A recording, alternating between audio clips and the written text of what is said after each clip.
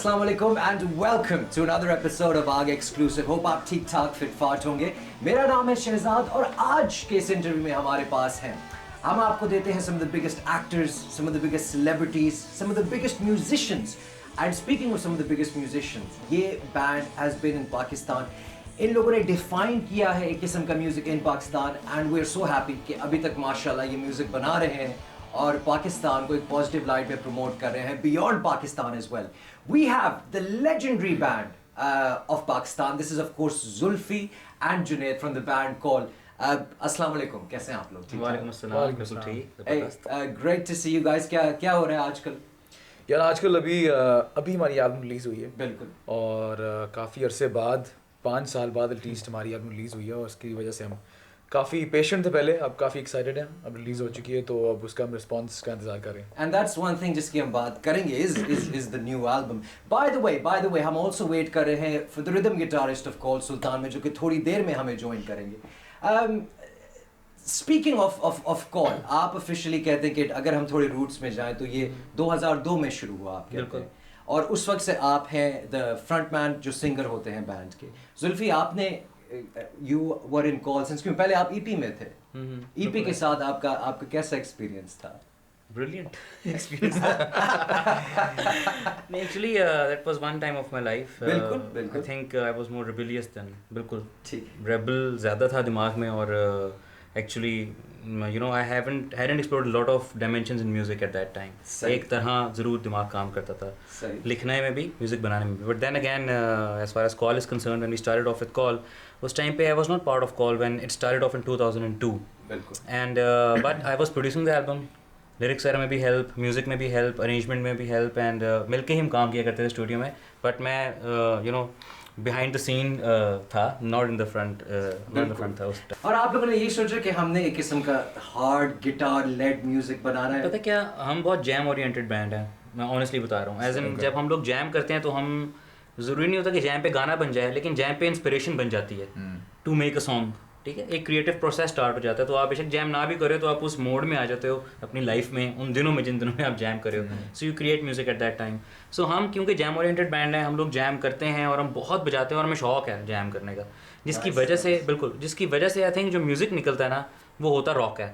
Because मुझे नहीं अंदाज़ा कि as an I might be wrong here, but आमतौर पे मैंने कोई जैम नहीं देखा जिसमें बहुत हल्का फुल्का म्यूज़िक बज रहा हो सकता है ज़रूर, लेकिन मेरे लिए, बल्कि हाँ जैज़ म्यूजिशियंस और म्यूजिशियंस ऐसा जैम करते होंगे डेफिनेटली, लेकिन हम लोगों के लिए था कि हम we rock on stage. It should be loud, and clear actually, but we should be very enigmatic and energetic on stage. So this is an idea जो कि जुनैद के दिमाग में भी था, मेरे दिमाग में भी था, सुल्तान के दिमाग में भी था. So that gelled in perfectly. सही. हम ऑल्सो डेफिनेटली बात करेंगे जो नई एल्बम है उसकी साउंड के बारे में. आपने कहा कि देखिए हम स्टूडियो में जाते हैं म्यूजिशियन और आप बहुत जैम ओरिएंटेड हैं. What is a jam, Zulfi? Jam is an overthrow of ideas, and you just is like, जब आप जैम का मतलब ये होता है कि जैम रैंडम 5-6 बंदे नहीं कर सकते हैं. उनको आपस में एक क्रिएट करनी पड़ती है harmony amongst each other, understanding create करनी पड़ती है. अगर मैं अपने ड्रमर को नहीं जानता तो वो मैं उसके साथ जैम नहीं कर सकता. उसके स्टाइल से वाकिफ़ नहीं हूँ, मैं स्टाइल नहीं कर सकता. मैं इसके स्टाइल से वाकिफ़ नहीं हूँ, मैं जेल नहीं कर सकता. मैं सुल्तान से वाकिफ़ नहीं कर सकता. हम लोग दोस्त हैं सारे, तो और साथ इकट्ठे हमने एक तरह से इवॉल्व भी किया हुआ है, ग्रो भी किया हुआ है कि स्टाइल ऑफ म्यूज़िक अगर मेरे में कुछ लैक करता था तो वो किसी सुल्तान में था, सुल्तान से मेरे तक आया, या मुझ में कुछ था सुल्तान में नहीं था, मेरे से सुल्तान तक आया. तो क्योंकि इकट्ठे ग्रो किया हुआ है जैम कर करके, हैंस सिचुएशन ऐसी है कि हम आपस में बहुत ज़्यादा ना जब हम जैम कर रहे होते हैं तो सिंक्ड होते हैं. वो कभी कभी ऐसा लगता भी नहीं कि हम जैम कर रहे हैं, वो सीम्स कि शायद हमने प्रिपेयर किया हुआ है. That's the reason, because we jam too much and we know each other too well. कि यहाँ उसने रुकना है तो हमें पता है कि यहाँ उसने रुकना है. So jam is actually ideas and each musician having the freedom to express without any boundaries. कि यार अभी आपको कोई रोक नहीं रहा, अभी हम गाना नहीं गा रहे हैं, अभी you have the freedom to express, because अब आप फ्रीडम होते हैं ना एक्सप्रेस करने का, तो बेस्ट एक्सप्रेशन निकलता है और उससे क्रिएट कर सकते हो आप. That's the creative process. Jam is a creative process. अच्छा, एक सवाल कॉल मैं आप दोनों से पूछना चाहता हूँ. एक गाना बना रहे हैं, यू थिंक यार एक गाना बनाना है मैंने प्यार के बारे में, या एक गाना बनाना है मैंने जिसमें एक्स को बुरा भला कह रहा हूँ, जो भी anything. To make a love song is it necessary कि आपको प्यार का एक्सपीरियंस होना चाहिए, लेकिन या क्या आप एक्सपीरियंस के बगैर भी वो इमोशंस ला सकते हैं? होना चाहिए। आई बिलीव कि आपको जो राइटर होता है ना, लिरिक्स राइटर, जो म्यूज़िक राइटर होता है, वो चीज़ जब तक एक्सपीरियंस नहीं करेगा तब तक, या तो एक्सपीरियंस डायरेक्टली की हो या इनडायरेक्टली की हो, लेकिन जब तक वो एक्सपीरियंस करेगा नहीं तब तक वो लिख नहीं सकता, तब तो वो फीलिंग उसके बारे में वो नेचुरली आ नहीं सकती। जब नेचुरली नहीं होगी तो फिर वो कन्विंसिंग नहीं होगी। तो मैं थोड़ा सा डिफर करता हूँ वैसे ओपिनियन हल्का फुल्का बताइए कि आई थिंक जो आर्टिस्ट होता है ना, उसका काम ही होता है he has to be dramatic, and by being dramatic it means के he can create things out of a non experience, you know what I mean. क्या आई मीन, अगर मैं जुनैद को यार तूने ये एक्ट आउट करना है, उसने ज़िंदगी में कभी ये चीज़ ना की हो, लेकिन क्योंकि वो आर्टिस्ट है he might be able to act it because उसने ऑब्जर्व करके देखा हो। हाँ, मतलब वो टीवी पे देख लिया हो कहीं, या किसी दोस्त के थ्रू उसको किसी चीज़ का पता चला हो, तो वो अब इनडायरेक्टली आर्टिस्ट ज़्यादा एब्जॉर्ब करता है। सही आर्टिस्ट बहुत इमोशनल इस वजह से होता है, इमोशनल भी होता है, और सेंसेस उसकी थोड़ी आई थिंक ज़्यादा आई डोंट नो इंटेंस होती हैं कि उसको सराउंडिंग्स ऑब्जर्व कर लेते हैं, ऑब्जर्व करके एब्जॉर्ब जल्दी कर लेता है उस चीज़ को। यार कुछ वाइल्ड स्टोरीज टूर्स के, कुछ बैक स्टेज क्या हुआ, होटल रूम्स में क्या हुआ जो यार ये आवाम जानना चाहती है मैन, कम ऑन यार। देखिए, आवाम के लिए दो पहलू होते हैं और अक्सर आर्टिस्ट जो है ना, वो एक्चुअली उनकी स्टोरीज होती हैं लेकिन वो ऐसा बताते हैं जैसे उनकी बहुत स्टोरीज हैं। और वैसे ये एक्चुअली कल्चर थोड़ा सा वेस्टर्न इन्फ्लुएंस्ड है एक्चुअली, बिकॉज स्टोरीज ज़्यादा प्रोपिगेट की जाती हैं, बिल्कुल जितनी होती हैं उससे ज़्यादा प्रोपिगेट भी की जाती हैं, because artist create an image, specially rock artist, they have this sort of an image, और उनका ही नेगेटिव होता है, इमेज उनका ही नेगेटिव होता है। Western culture में तो that's how it works. So that's how they have to be negative. They have to portray that they are negative. We being here is a different story. our culture is not supportive of negativity, and that's fine. और हम है भी नहीं, बिल्कुल वही। हमारी I mean lot of people जो के वो hang around us और जो हमारे साथ घूमते फिरते हैं और travel with us, actually वो भी evidence इस चीज़ के कि we not into that much of a crazy हमारी कोई stories उसमें है भी नहीं। और हमारी ज़्यादातर पे stories ये होती हैं, we travel internationally तो हमने एक तो दो तीन चीज़ें ढूंढनी होती है, एक तो खाना अच्छा लोकल क्या है, और दूसरा ये शॉपिंग, और शॉपिंग और खाना तो मेनली, उसके अलावा साइट सीइंग, रोमिंग अराउंड, और एक्टिविटीज़ कोई रिक्रिएशनल एक्टिविटीज़ हो जाएंगी बिल्कुल। हाँ, वो जेट स्कीइंग, बेसिकली हमारा शुगर जो है ना बड़ा एक शरीफ किस्म का नहीं, ऑनेस्टली उसकी वजह ये है कि देखें बाकी जो उसने अभी गिनाई ना आपको चीज़ें कि जेट स्कीइंग कर ली, शॉपिंग कर ली, और यही हम चीज़ें तलाश कर रहे होते हैं कहीं बाहर जाके कि अच्छा ये हमें जगह इस तरह की मिल जाएँ।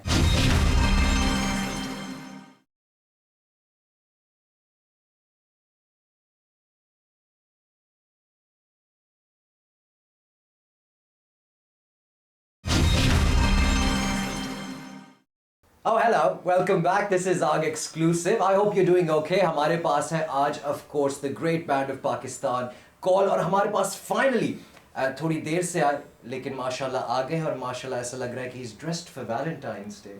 You look great. Are you available? मेरी तो शादी हो गई, बच्चे भी हो गए। अच्छा माशाल्लाह, बच्चा एक बच्चा हो गया। नहीं बाकी जस्ट फादर बताओ यार। हाँ बताइए। हाँ, आई बिकेम अ फादर, और कितने दिन हो गए, ऑलमोस्ट 40 days। ओह वाओ माशाल्लाह, कैसा एक्सपीरियंस है बाप का?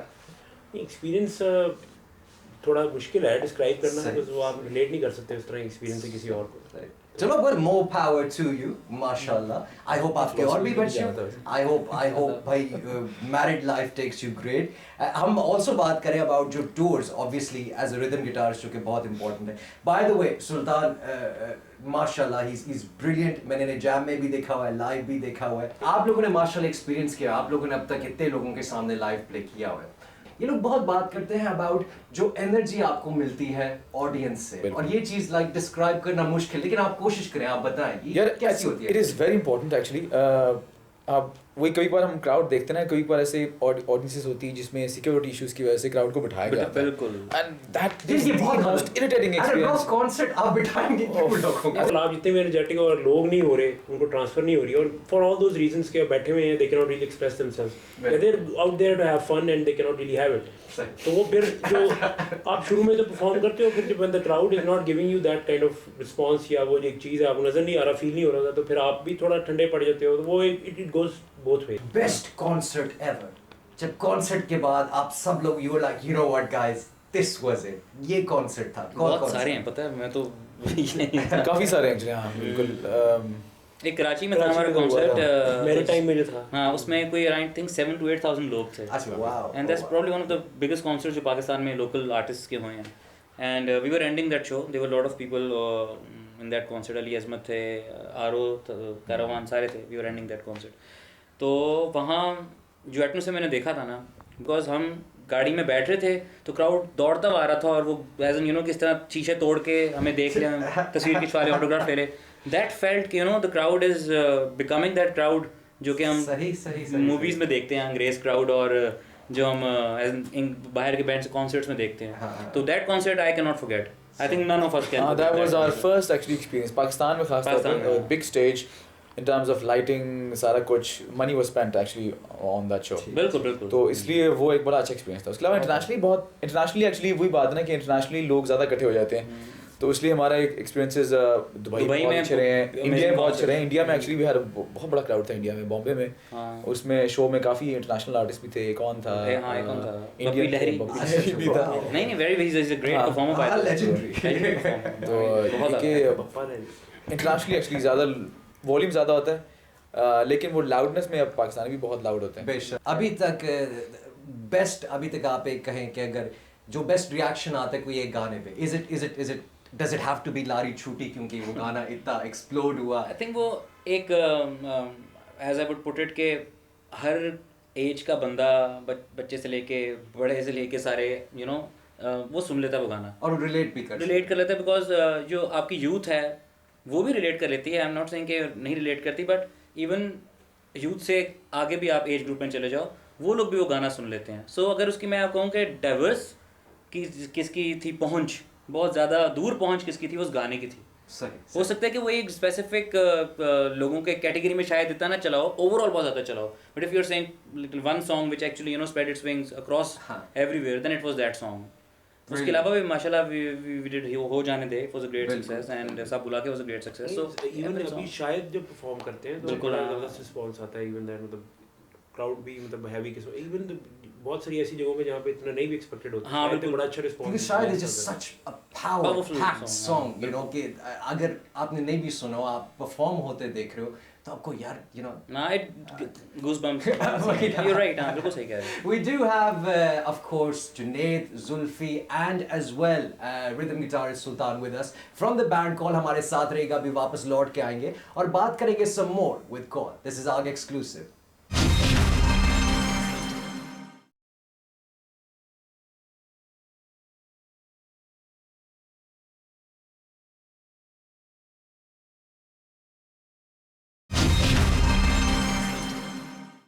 जी वेलकम बैक। आग एक्सक्लूसिव में आप देख रहे हैं with me are Pakistan legendary band Call. अभी बात हो रही थी लारी छूटी की। मुझे लगा जुल्फी थोड़ा आपसे कि ये हमने अपनी जानरा से हट के बनाया।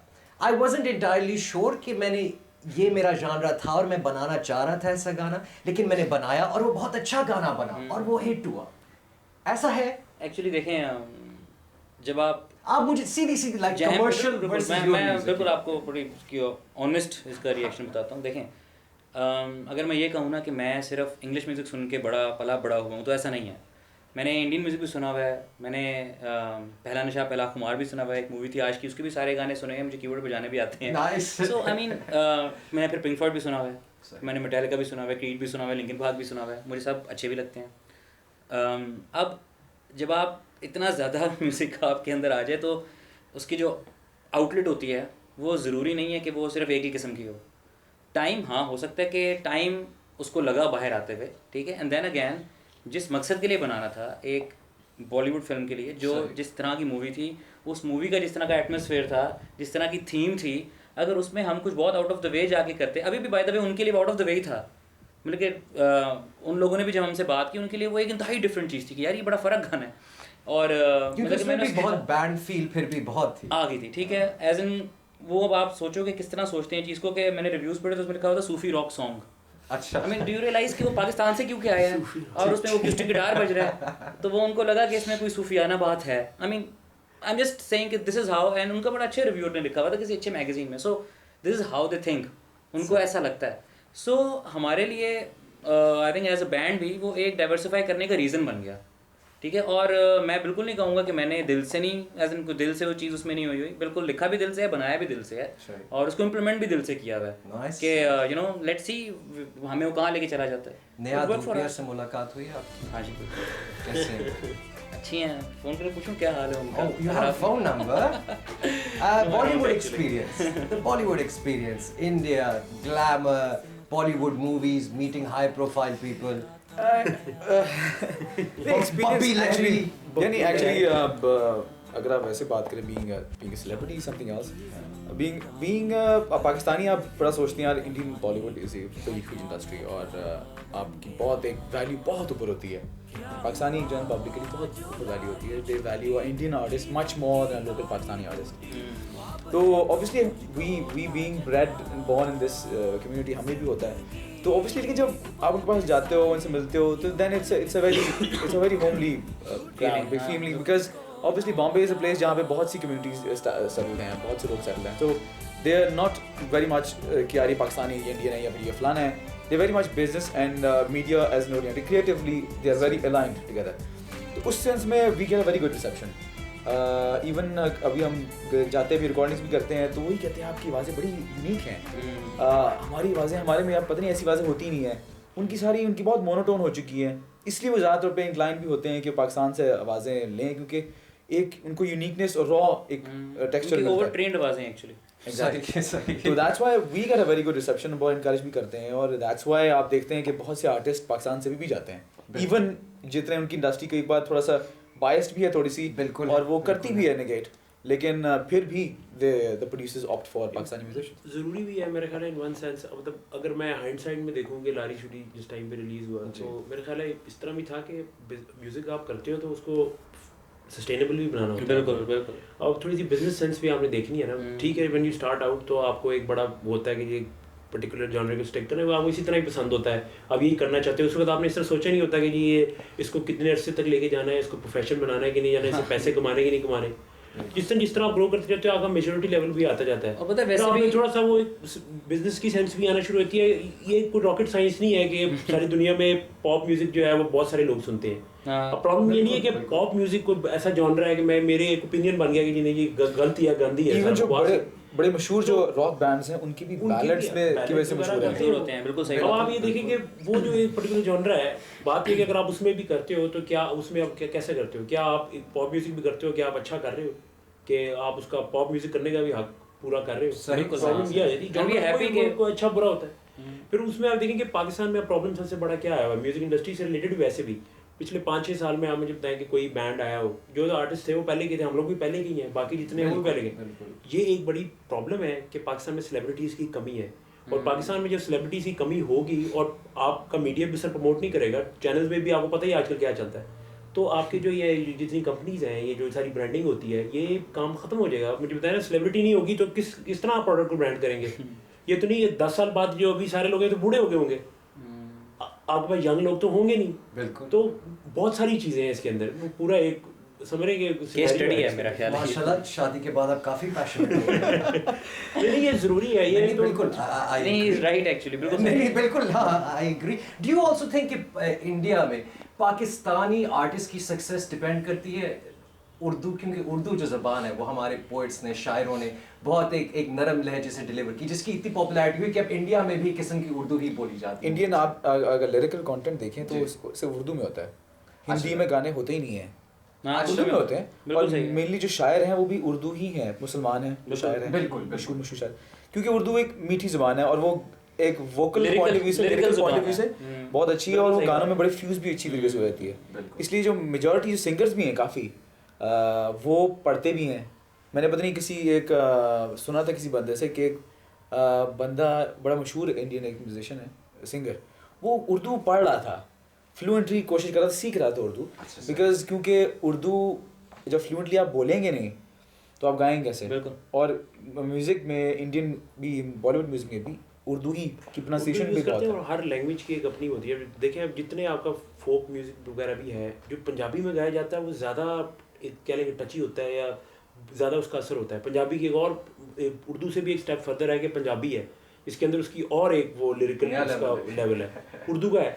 हिंदी का थोड़ा मसला है कि वो वर्ड ऐसे फोनिक्स ऐसे हैं वर्ड्स के कि वो शायद लिरिकली जो है उतने अच्छे नहीं लगते, तो इंडिया वाले भी फिर उर्दू में करने की कोशिश ज़्यादा खूबसूरत लगते हैं उसमें। यार पंजाबी लैंग्वेज इसमें कुछ यार सामान लाया नहीं जाए, डेफिनेटली क्यों तुम नहीं, भी बिल्कुल लाई करेंगे। जाए हैं पंजाबी में करेंगे कोई बात नहीं कि आईडी क्रिएटिव का बॉक्स में ना वो चीज़ है कि हाँ कुछ करना है उसमें, हम लोग सोचते भी रहते हैं बट जब कोई कन्विंसिंग कर लेंगे, सुल्तान सेट की अगर जो भी आप करते हो कन्विंसिंग करना चाहिए आपको, कि आप खुद को पता हो कि हाँ यार ये हमने चीज़ कर दी है। सो वो टाइम आएगा तो हम पंजाबी भी कर देंगे। हमारी ऑब्वियसली कर देंगे। मुलाकात हुई विद द रिदम गिटारिस्ट, आपके जो बाकी सेशन प्लेयर्स हैं उनके बारे में थोड़ा बताएं।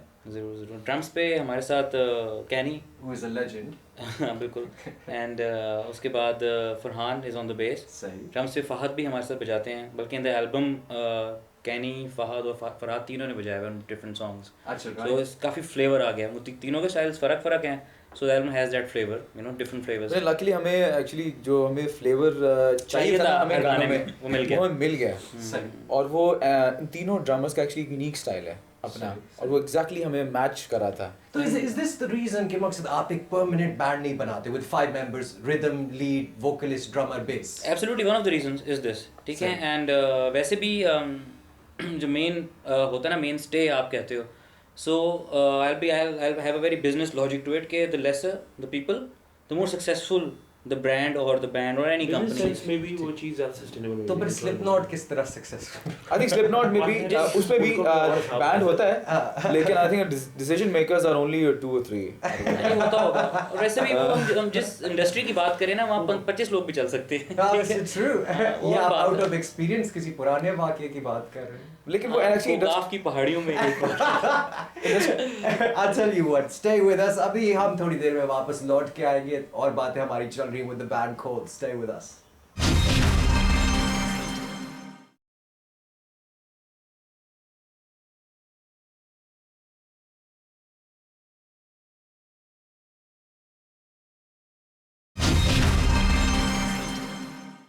जी वेलकम बैक। आप देख रहे हैं आग एक्सक्लूसिव। हमारे पास है ऑफ कोर्स कॉल, और कॉल से हम बात करेंगे भाई अबाउट द न्यू एल्बम जो कि रिसेंटली रिलीज हुई है। एल्बम का नाम है धूम। इस एल्बम के बारे में बताएं। Why it is different from the first album, हाँ। ठीक है।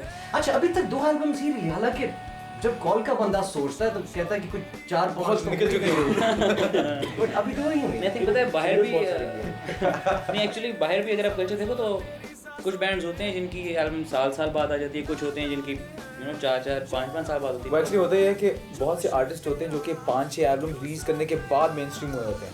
बिल्कुल। इसलिए ऐसे वो लगता है जैसे कि वो अब हमारे एक्चुअली वो है ना कि हमारी इंडस्ट्री थोड़ी छोटी है, उसमें अगर आर्टिस्ट एक पहली एल्बम से अगर हिट हो जाता है, पहले गाने से हिट हो जाता है, तो वहाँ से उसको मिलनी शुरू हो जाती है। हमारे केस में जो है हम उसका प्लान नहीं करते, लेकिन हमारी चीज़ें रिलीज आती रहती हैं मार्केट में, सिंगल्स आते रहते हैं। बिल्कुल, इसलिए शायद वो पब्लिक ने वो फील नहीं किया कि यार इनकी काफ़ी अर्से से एल्बम नहीं आई। बिल्कुल। वैसे भी हमारी इंडस्ट्री में ना ये सिंगल्स का सीन ज़्यादा है और एल्बम का सीन कम है। Let's be honest about it, ठीक है। एल्बम आती है, आहिस्ता आहिस्ता लोगों को पता चलता है अच्छा एल्बम आई है। ये नहीं होता कि एक हाइप क्रिएट होती है, शोर मचा होता है कि पता नहीं क्या एल्बम आ रही है और ये वो। बाहर इस तरह बहुत होता है, लेकिन सिंगल्स हैं, टीवी पे आ जाते हैं, कभी कोई ब्रांडिंग होती है, वैसी शोर ज़्यादा मच जाता है उस टाइम पे, वो ज़्यादा बड़ी बात हो जाती है। You know this is how it works over here. So ये फ़र्क है। As far as our new album is concerned, हमारी पिछली एल्बम वाज, अगर आप whoever has heard it, वो ज़्यादा रिलेटेड थी विद डार्कर थीम्स, ठीक है। और अब ये वाली एल्बम जो है ये रिलेटेड है मोर टुवर्ड्स मोटिवेशन। अच्छा, गुड।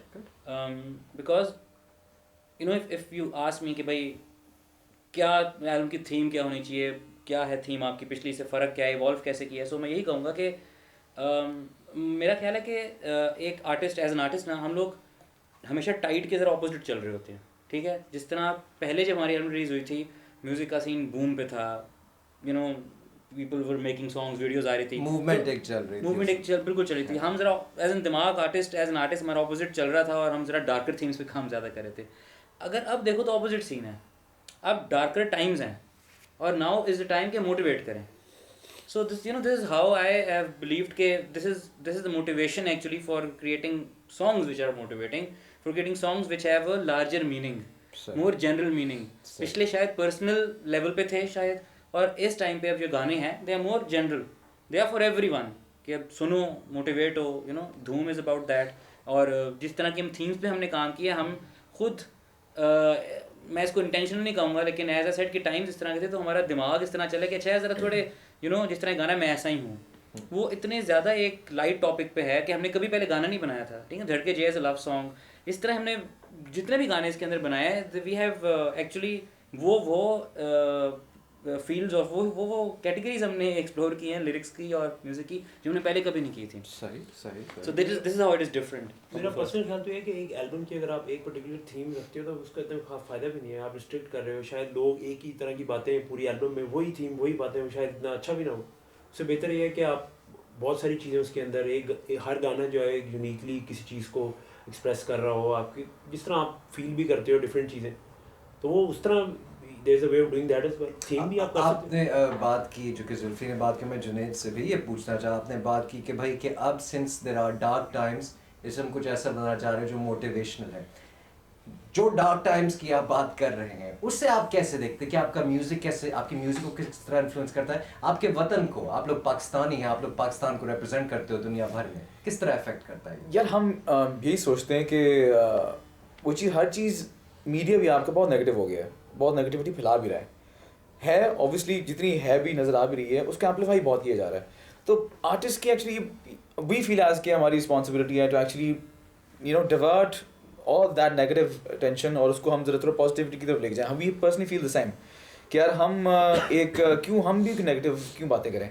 हमारे aggression is still there, Jalawatan में भी एग्रेशन था, इसमें भी एग्रेशन है, but we are gonna use that aggression, हम उसको पॉजिटिवली इस्तेमाल करेंगे और उसको पॉजिटिवली उसको फैलाएंगे, ताकि जो पब्लिक है वो भी उसको पॉजिटिवली फील करे और पॉजिटिविटी भी आए थोड़ी सी। ऑलरेडी डार्कर थीम्स इतनी आपकी बाकी चैनल्स पे चल रही हैं कि आप देखो तो वो एक डार्क ही है। आप न्यूज़ सुनते हो, जो करते हो, आपको एक फीलिंग होती है डिप्रेशन की, डिस्ट्रेस और all the sad things in life. तो अगर म्यूज़िक भी सारा डिप्रेशन वाला सैड बनना शुरू है, बल्कि there are lot of fans जो कि ये कहते हैं कि हम डाइवर्ज कर गए हैं फ्रॉम आवर ओरिजिनल माइंडसेट। नहीं, हम बिल्कुल डाइवर्ज नहीं किया है। पॉइंट इज के look at what is happening and we can not just हम भी वही करें कि अच्छा और सैडनेस दे दें लोगों को। हम तो ब्रेक हैं, हम तो वो ब्रेक है जो रिस्पॉन्सिबिलिटी होती है ना आर्टिस्ट की।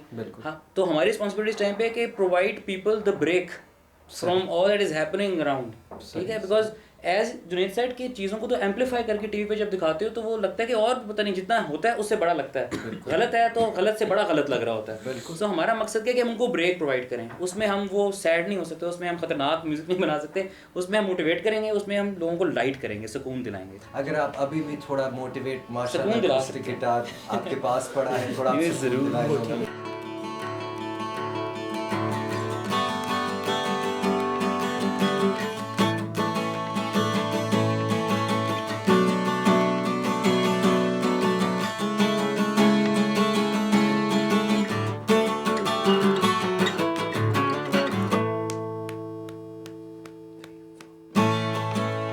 ऐसा तो ना था, पर ये क्या हुआ, एक ऐसी ने कुछ ऐसा किया, एक ही पल में होश खो बैठा, तू आई तो ऐसा क्यों लगा, तेरी अदाओं के आगे सारे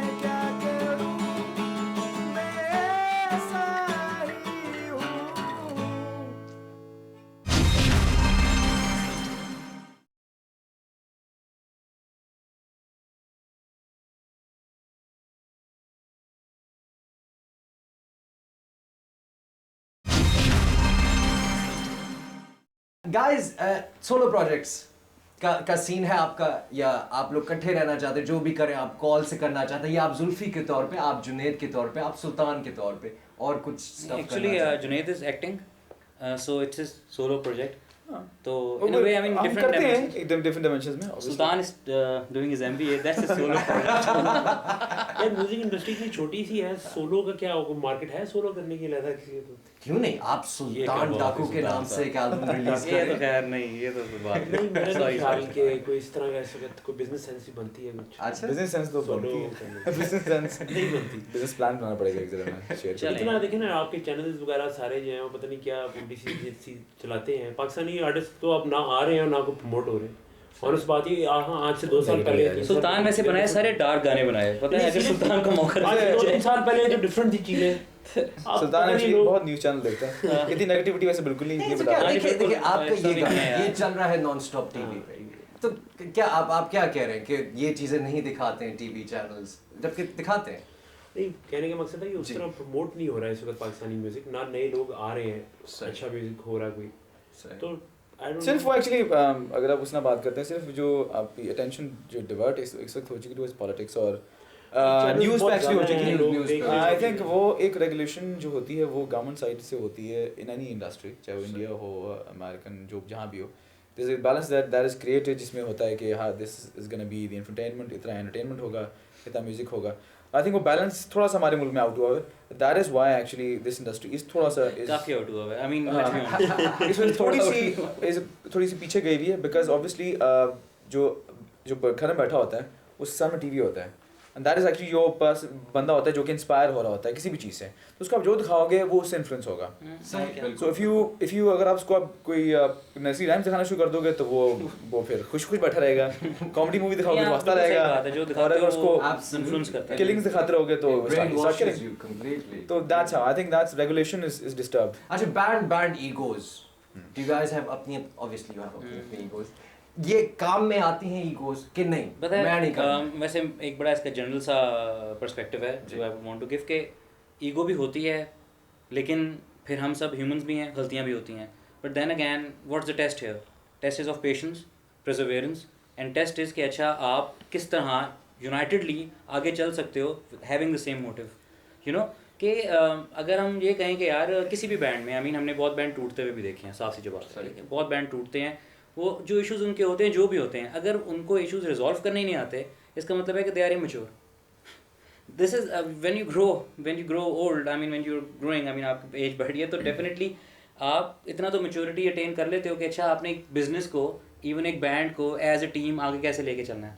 But how about someone like Junoon, जो कि इतना tight unit था, उनकी 10-15 Yeah, I mean, albums uh that चुकी is surprising actually. वो तो egos पे ही टूटा वो band. that is surprising in the actually. end. हाँ तो वो I think वही ना, पता नहीं, सरप्राइज मेरे लिए नहीं है सरप्राइज. ईगोस होनी चाहिए, लेकिन उसको आपने कंस्ट्रक्टिवली इस्तेमाल करना चाहिए, क्योंकि आपको पुश भी चाहिए होता है इंटरनली भी टू एक्चुअली प्रोग्रेस.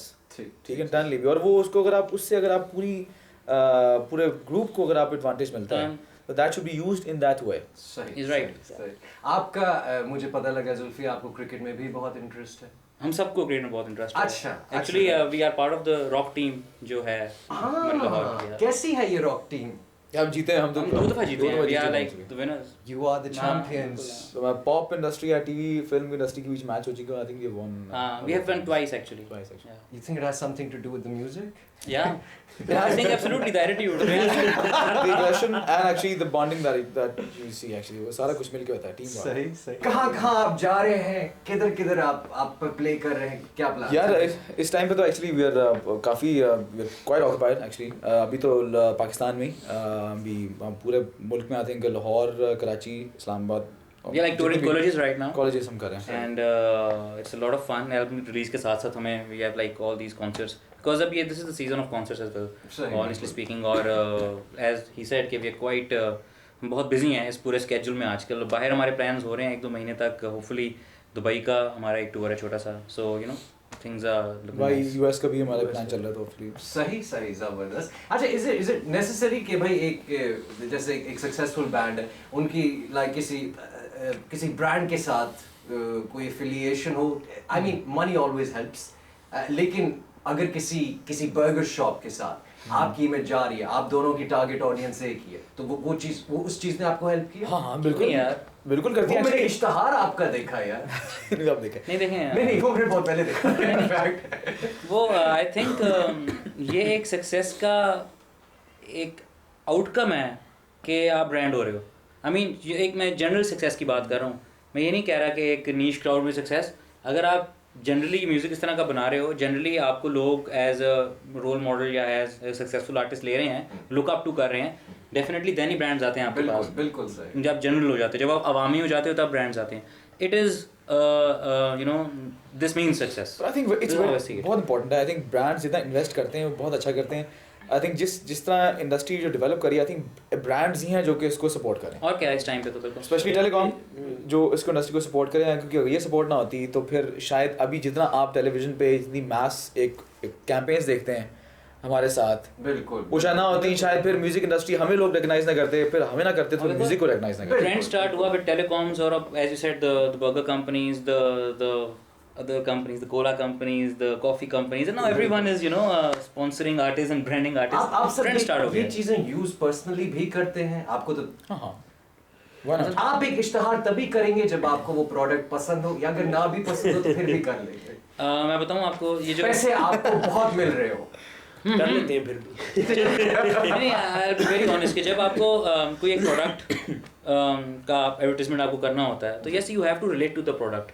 ऐसा ज़रूरी नहीं कि आप डायरेक्ट रिलेट करते हो सकता है हमें कोई एक प्रोडक्ट मिले जिससे हम डायरेक्टली रिलेट नहीं करते, लेकिन उससे हम क्रिकेट को रिलेट करते हैं, सो वो एक मोटिवेशन बन जाती है। समझो आप बात? So it's sometimes direct, sometimes it's indirect, कि आप वो प्रोडक्ट सिर्फ ये नहीं कि अच्छा यार उसका कोई फ़ायदा है या उसका कुछ वो है, कोई whatever, I mean it gives you motivation, it probably doesn't या probably doesn't matter, but it is related to something and that brand has probably has a history कि उन लोगों ने क्रिकेट को सपोर्ट किया फॉर या किसी स्पोर्ट को कि, तो और हम तो सारे क्रिकेट फैंस हैं यार। सबसे इम्पोर्टेंट पॉइंट है ना कि ब्रांड आपको सिलेक्ट क्यों करता है।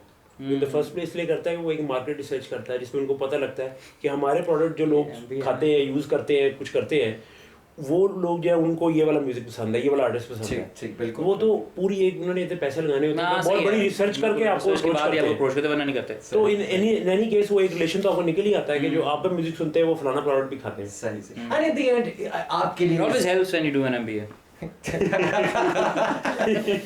अच्छा, आपकी तो माशाल्लाह you're married, माशाल्लाह you have a son as well। आप जुनैद इज मैरिड, बताओ यार। मैं मेरी भी शादी अभी हुई है रिसेंटली। अच्छा माशाल्लाह, बहुत आप सीरियस कह रहे हैं? हाँ नहीं हम serious. It has been 5 months।